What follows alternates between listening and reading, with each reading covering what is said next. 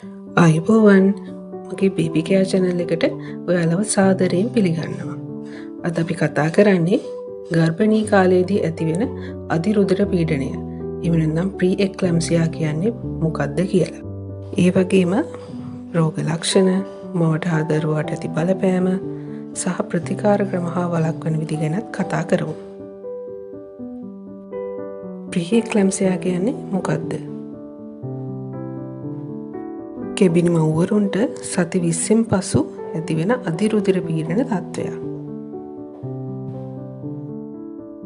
රුධිර පීඩනය 140/90ට වඩා වැඩිවීමත් එක්ක මුත්‍රා සමග ප්‍රෝටීන් පිටවීම හෝ අවයවවලට බලපෑම් මෙහිදී සිදුවෙනවා.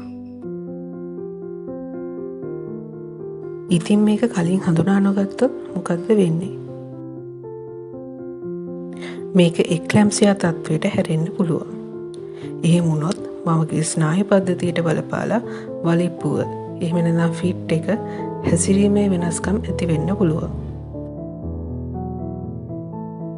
එහෙනම් අපි බලමු මේ ප්‍රී එක්ලැම්සියා තත්ත්වය එන්නේ ඇයි කියලා. ඒකට හේතුව තමයි වැදෑම හා නිසි ලෙස වර්ධනය නොවීම. එහි රුධිර නාල හීනියට තමයි වර්ධනය වෙන්නේ. ඒකින්ද වැදෑමහට හරියට ලේ ගමනාගමනයක් සිදුවෙන්නේ නැහැ. ඒ නිසා වැදෑමහින් විවිධ රසායනික ද්‍රව්‍ය රුධිරයට නිකුත් කරනවා. අන්නේ රසායනික ද්‍රව්‍ය හින්දා මවගේ ශරීරයේ අවයවවලට විවිධ බලපෑම් ඇති කරනවා. එතකොට වැඩි අවදානමක් තියෙන අම්මලා කවුද? පළමු වර මවක් නම්, නියුම් දරුවන් ගැබ්ගෙන ඉන්නවනම්, කලින් දරුවාට ප්‍රෙෂර් ආවනම්, ඒ වගේම අම්මට දිගු කාලීන ප්‍රෙෂර් සීනි තියෙනවා නම්, පවුලේ ඉතිහාසයක් තියෙනවා නම් එයාලට අවදානම වැඩි. එහෙනම් අපි බලමු මේකේ රෝග ලක්ෂණ මොනවද කියලා. තද ඔළුවේ කැක්කුම, ඇස් පෙනීම පොඳවීම, මුහුණ සහ ඇඟ ඉදිමීම, ඉහළ උදරයේ කැක්කුමක් ඇතිවීම සහ මුත්‍රා යාම අඩුවීම ඇති වෙන්න පුළුවන්. එතකොට රෝගේ උත්සන්න වුණොත් මොකද වෙන්නේ? එතකොට අම්මට ෆිට් එකට එන්න පුළුවන්. අක්මාව, වකුගඩු, පෙනහළු වගේ අවයවවලටත් බලපාන්න පුළුවන්. රෝගේ බලපෑම තියෙන කාටද? අපි මුලින් බලමු අම්මට තියෙන බලපෑම. අම්මට වලිප්පුව, ආඝාතය, අක්මාව වකුගඩු අඩපඩවීම වගේම මරණය වුණත් ඇති වෙන්න පුළුවන්. එතකොට දරුවට තියෙන බලපෑම මොකක්ද? දරුවාගේ වර්ධනය අඩාල වීම, නියමිත දිනට කලින් ප්‍රසූතිය සිදුවීම සහ ගර්භාෂය තුළදී දරුවා මිය යන්නත් පුළුවන්. එහෙනම් අපි මේක හඳුනාගන්නේ කොහොමද? අම්මගේ ප්‍රෙෂර්, ලේ සහ මුත්‍රා පරීක්ෂා කිරීමෙන් හා දරුවාගේ ස්කෑන් කරලා වර්ධනය පරීක්ෂා කරලා බැලීමෙන්. එතකොට මේකට තියෙන ප්‍රතිකාර ක්‍රම මොනවාද?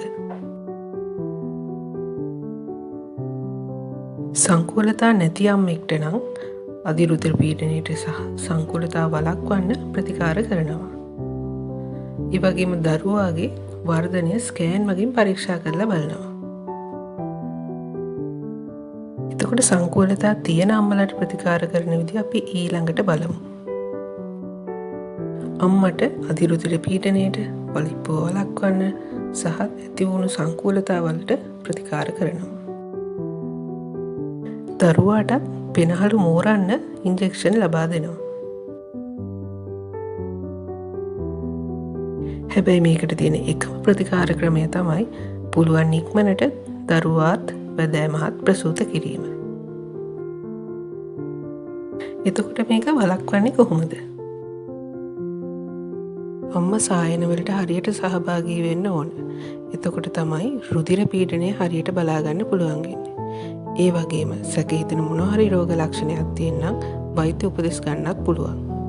ඒ වගේම සමබල ආහාර වේලක් ගැනීම, සරල ව්‍යායාම වලදීමත් මේකට උදව් වෙනවා. ඉතින් මේ රෝග ලක්ෂණ ගැන දැනුවත් වෙලා හිටියොත් අම්මත් දරුවත් ආරක්ෂා කරගන්න පුළුවන්. මේ වීඩියෝ එක ඔයාට වැදගත් වුණා නම් ලයික් කරන්න, ෂෙයා කරන්න, සබ්ස්ක්‍රයිබ් කරන්න අමතක කරන්න එපා. නැවතත් හමු වනතුරු ඔයාලා හැමෝටම සුබ දවසක්.